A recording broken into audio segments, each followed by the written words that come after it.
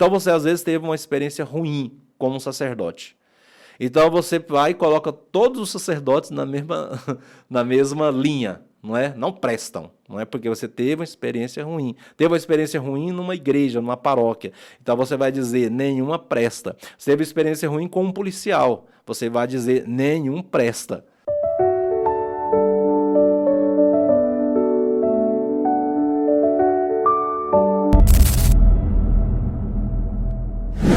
O anti-herói da história é Amã.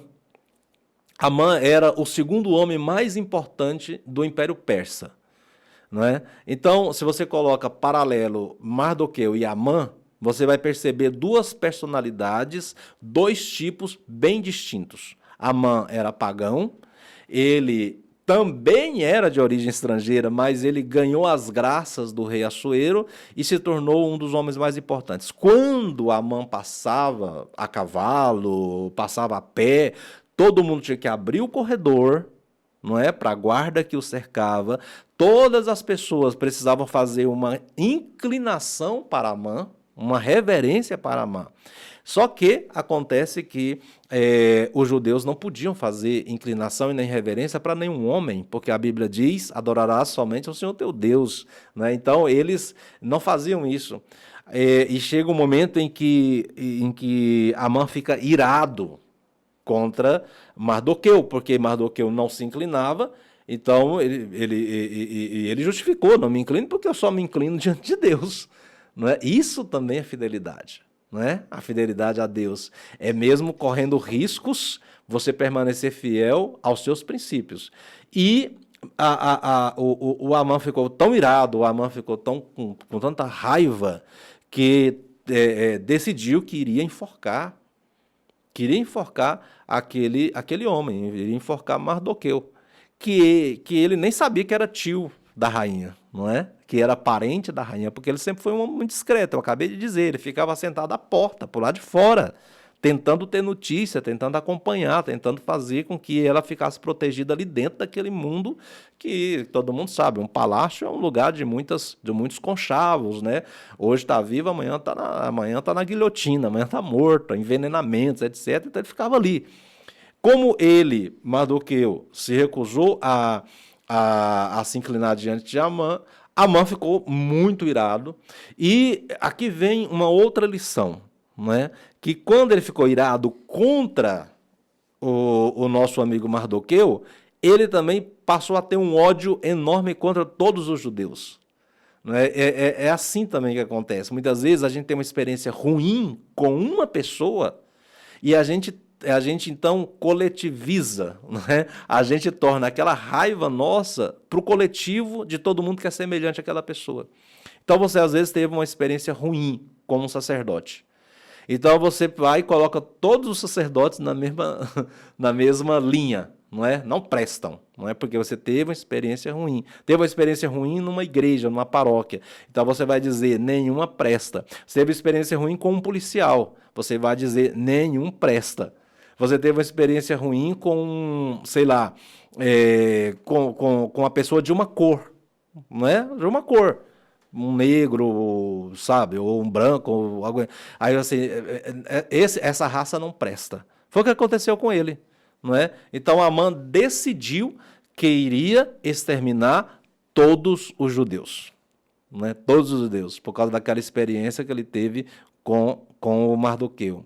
Depois vem essa honra, que é a segunda, que é a honra da coragem. A honra da coragem está em Esté, capítulo 6, versículo 2 a 11, que fala assim, olha, que é justamente o que eu acabei de dizer, né? Que é quando o Amã humilha o Mardoqueu, diz assim, achava-se aí consignada a narração da denúncia que tinha feito Mardoqueu da conjuração, não é, de Gabata e Tares, os dois que queriam matar, estava consignado, estava tudo, não é? Naquela noite o rei não conseguiu dormir, mandou que ele trouxessem o livro dos anais, ou seja, crônicas, não é? ou atas, e lhe foram lidas. Não é? Então ele viu que ali estava a narração e como foi que Mardoqueu descobriu a conjuração, e os dois eunucos do rei que tinham querido levantar mão contra o rei, que honras, pergunta o rei, que honras, disse então o rei, e que distinções recebeu Mardoqueu por isso? Qual foi a recompensa que ele recebeu por descobrir a trama contra a minha própria vida, por parte daqueles dois soldados? E o que o rei pergunta, porque não sabia, pergunta para os seus auxiliares, depois de ler a ata lá da morte, etc., né, da trama, ele fala assim, o que vocês deram em troca? Como foi que vocês honraram o denunciante, o Mardoqueu? Né? Que honras, disse então o rei, e que distinções recebeu Mardoqueu por isso? Nenhuma, nenhuma. Responderam os servos do rei. E o rei perguntou, quem está no pátio? Ora, nesse mesmo instante entrava Amã no pátio exterior do palácio para pedir ao rei que mandasse suspender Mardoqueu na forca, e que tinha feito levantar. Quer dizer, ele já tinha preparado tudo.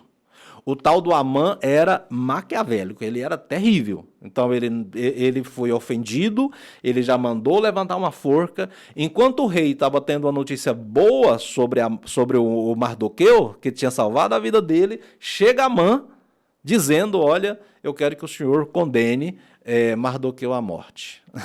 E aí, assim, enquanto o rei estava querendo dar uma honra, chega o outro querendo dar a forca.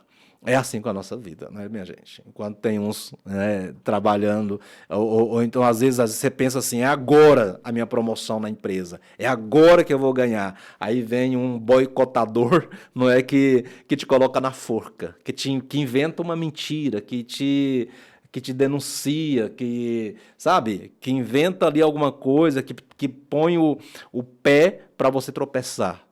E o tal do Amã foi o que fez isso diante do rei, né? Mardoqueu mandou levantar uma forca, os servos do rei responderam, é Amã que está no pátio. Que entre, retornou o rei. Então entrou, pois, Amã, e o rei lhe disse, que se deveria fazer para um homem que o rei quer honrar?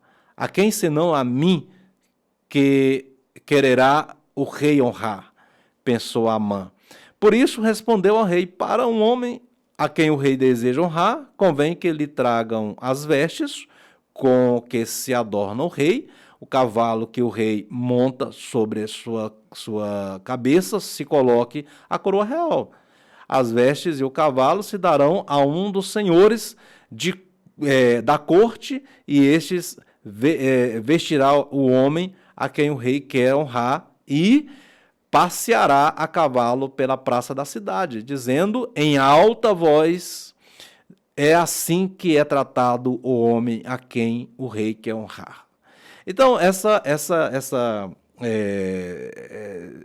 coragem da denúncia, essa vontade, esse desejo, isso aí que o Mardoqueu fez, foi responder à pergunta do rei, não é? Isso aí. Mardoqueu denunciou o plano para exterminar os judeus ao rei Assuero, porque, não é, a partir do momento em que o cara lá ficou com raiva dele, resolveu matar todos os judeus, exterminar todos os judeus, e então saiu Amã naquele dia, alegre, de bom ânimo, porém, vendo Amã, a Mardoqueu, à porta do rei, e que não se levantara, nem se movera diante dele, então Amã se encheu de furor contra o Mardoqueu. Então, a sua ação, a ação de coragem em se opor a um oficial poderoso, arriscando sua própria vida, a coragem de Mardoqueu salva o povo judeu de um grande genocídio. Não é? Por quê? Porque ele agora vai falar para Esther, não é? Porque a própria Esther estava correndo risco, porque Esther era judia. Então, se todos os judeus estavam condenados à morte, então vai lá trabalhar nos bastidores, explica tudo, ensina para Esther como é que ela deveria agir. Esther, no primeiro momento, ficou com medo, Se você ler o livro aí, você vai perceber, ela ficou com medo, ela ficou resistente, e ele disse, olha, não tenha medo não, vai em frente, se prepara. E Esther rezou a manhã inteira com suas servas, se perfumou, colocou sua melhor veste, seu melhor vestido, não é? E entrou no Palácio Real. Assim a gente lê na festa Nossa Senhora Aparecida, porque é um protótipo, né, da intercessora que vai lá interceder pelo povo, não é?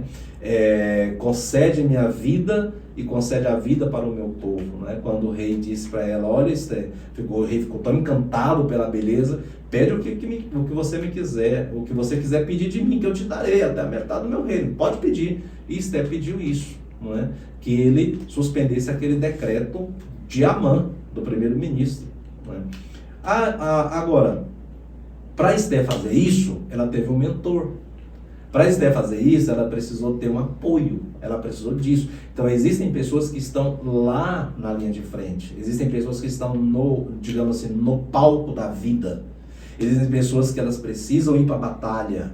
E aí você pensa no Papa, você pensa no sacerdote da paróquia, você pensa nas pessoas que estão expostas. Às vezes você pensa assim no seu filho que se expõe, não é? Num cargo de liderança. Você pensa em você mesmo que está exposto no cargo de liderança. Quem está nos bastidores? Quem está nos bastidores? Quem intercede?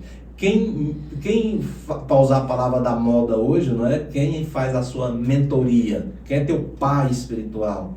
Quem é a pessoa com quem você pode contar para pedir conselhos num momento muito importante da sua vida? Então, o nosso amigo Mardoqueu, ele não se omitiu diante disso, quando ele sabia que Esther era a que tinha que estar na linha de frente, mas Esther não dava conta sozinha.